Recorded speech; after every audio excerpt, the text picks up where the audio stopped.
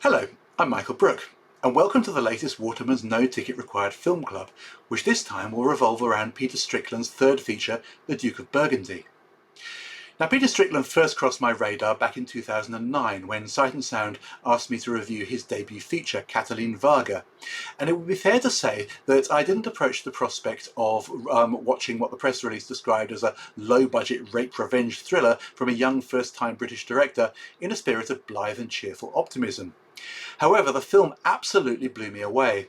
It was, instead of being throat-grabbingly sensationalist, it was eerily quiet and subtle, with a particularly imaginative approach to landscape and sound design. And my review ended up name-checking Ingmar Bergman, Alexander Dovzhenko, David Lynch, Emmerich Pressburger, and the brothers Taviani and Korda, and in all cases I meant it as a compliment. To keep production costs as low as possible, Strickland set and shot the film in Transylvania, and the dialogue was in Hungarian and Romanian, neither of which he spoke. But this eclecticism would go on to underpin all his subsequent work. His second feature, Barbarian Sound Studio, is almost entirely set within the claustrophobic confines of an Italian dubbing studio, whose post-production team is working on the soundtrack of what sounds like a staggeringly gory and sexually graphic Italian medieval horror film called The Equestrian Vortex. I say sounds like because the film's masterstroke is that aside from the opening credits, we don't see a single frame of footage from the Equestrian Vortex. We merely hear the increasingly elaborate, squishy, sizzly sound effects being assembled by its increasingly mentally frail sound designer, played by the great Toby Jones. And jumping ahead, Strickland's fourth feature, In Fabric, tells three stories about the fate of the owners of a red dress that happens to be haunted. It's more or less a horror film, but it's at least as inspired by Are You Being Served as it is by Dario Argento. So we have here a British filmmaker, he comes from Reading, making films that are technically British, but which have an overwhelmingly Central European sensibility in terms of both style and content. And this is especially true of his third feature, The Duke of Burgundy, which I think is his masterpiece to date. Here's the trailer.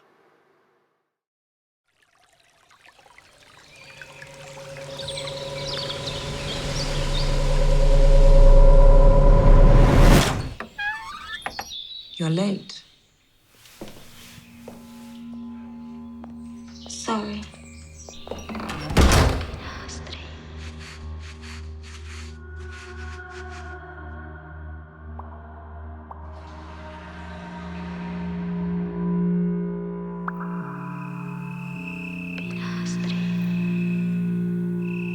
You're late.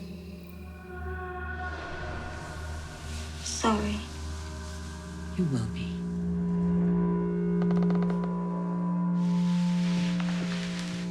This is all I ever dreamed about. To be used by you. I love you.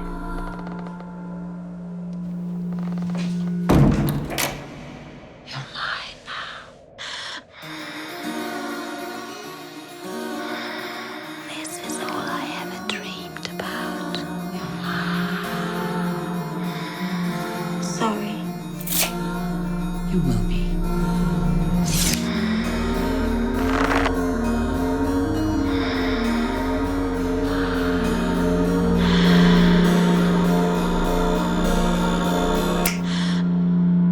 I love you. As long as I'm yours, I remain alive.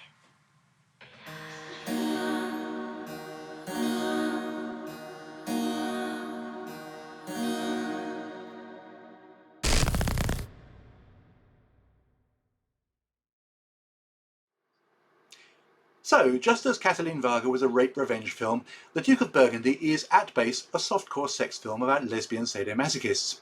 And yet, as ever with Peter Strickland, he undermines expectations from the start. The very title suggests some kind of imperious male presence, a bit like Sir Stephen in the story of O.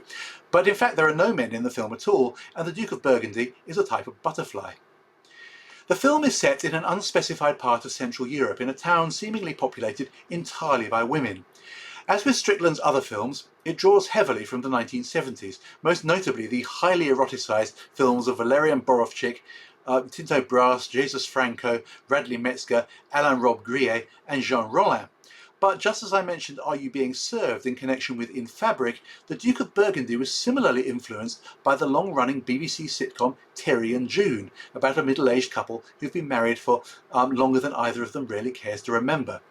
And it is absolutely true that if you take an episode of Terry and June, replace Terry Scott and June Whitfield with Cici Babbitt Nusson from Denmark and Chiara Danna from Italy, relocate it from Purley to the aforementioned Middle European town, and make them lesbian sadomasochists along the way, you might end up with something not entirely unlike the Duke of Burgundy. Because one of the things that gives this film its particular power is the fact that we're being offered a glimpse into a very long-term relationship which has developed its own arcane private rules and complex psychological detail. I don't want to give away too much because one of the many pleasures of the film comes with seeing our expectations comprehensively undermined on a regular basis, but let's just say that much of the trailer that you've just seen is delightfully misleading. Incidentally, although it was unsurprisingly given an 18 certificate for its sexual fetish theme, the Duke of Burgundy, like Berberian Sound Studio before it, relies heavily on the viewer's own florid imagination. Like Conspirators of Pleasure, another third feature, but this time by the great Czech surrealist Jan Švankmajer, it's a film that's largely about sex, but which barely contains a single conventionally sexual image. There's virtually no nudity, and we're stimulated just as much by what we hear as by what we can see. Naturally, for a film about fetishism, it has its own fetishistic attention to detail, especially when it comes to fabric and the various ways of attaching it to and detaching it from the human body.